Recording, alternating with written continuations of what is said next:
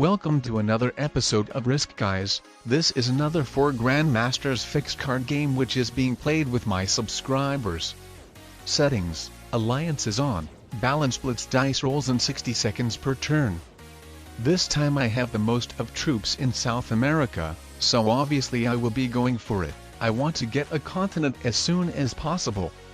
Then the dark blue player is going to capture Australia, and the white player could potentially go for Africa. And finally, when it comes to the light blue player, the setup he got doesn't look too good for him, so it could be hard for him to survive. So he will either have to come up with something spectacular or have a very strong alliance with someone. As you can see, this time all 3 of my opponents sent the alliance requests my way, so unfortunately I will have to betray someone. The position-wise, the dark blue player is my best ally. With him having Australia, there's no way he will get invaded into it. To start targeting him would be very inefficient. It's better to team up with someone who already has a continent and target more vulnerable players, so either white or light blue. The white player has a big army of troops next to me though, so it could be very dangerous for me to start targeting him, as I could very likely get invaded into South America. But when it comes to targeting the light blue player, it seems to be safe.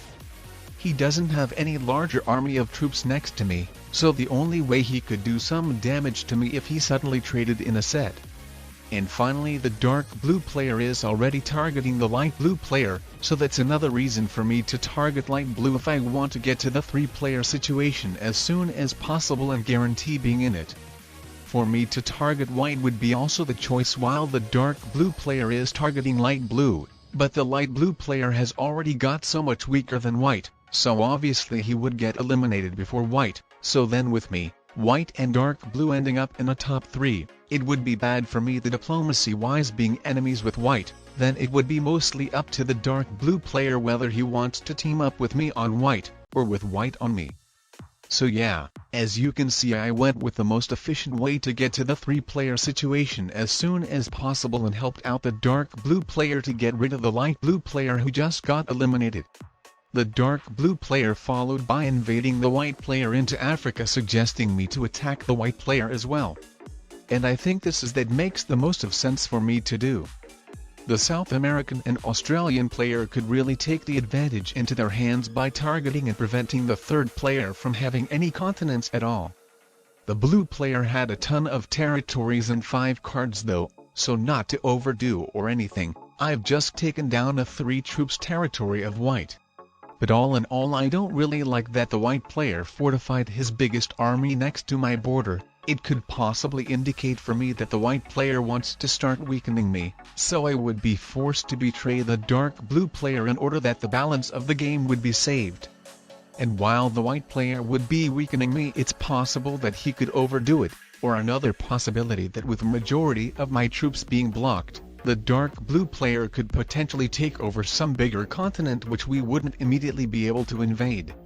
So even though the dark blue player showed me a lot of initiative to team up on white, I decided to capture some of the territories of blue instead, so the white player would be encouraged on attacking the dark blue player as well instead of potentially focusing on me. I thought it would be a safer decision for me. And as you can see, it worked out. The white player moved away from me to focus on dark blue, but just a trade-off is that the dark blue player will be probably targeting me instead. Anyways, with me having a 10 troop set, I was really wondering what happens if I actually take over North America. That was probably a bad decision, as now both of my opponents will be focused on me instead, but I decided to just have some fun this time.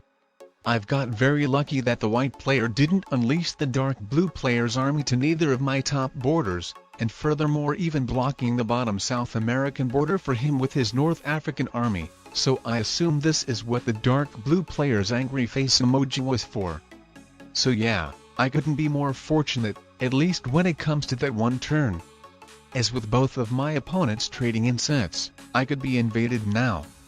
The dark blue player could even technically invade me alone as long as he gets a good set and blitz roll. But the white player gets to trade in a set as well, so let's see what he does.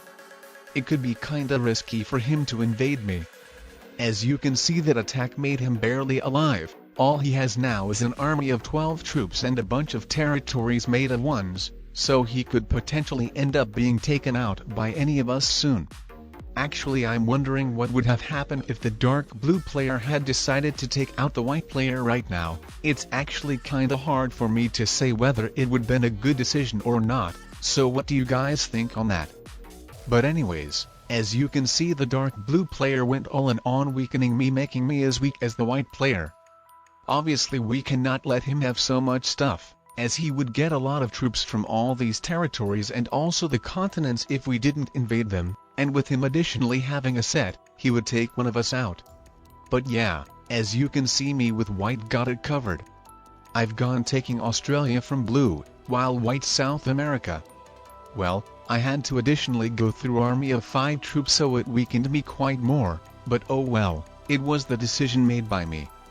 So maybe it would have been smarter to go for South America by myself, or just capturing a lot of dark blue territories in general instead of going for Australia. Well, I was expecting to get a good blitz roll, but I lost the whole 5 troops as well.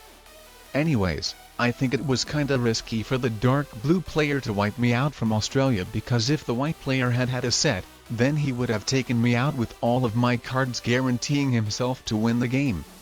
So the blue player got lucky here that white didn't have a set. But yeah, now the dark blue player got to take me out. So that's a GG for me. I think the white player should have tried capturing all these African territories with his 7 troops army, so the dark blue player would have ended up getting 2 troops fewer, probably not being able to take me out. But yeah, all in all it still seems like a close endgame. Both of the players have the chances, so we are going to see how it will go for them.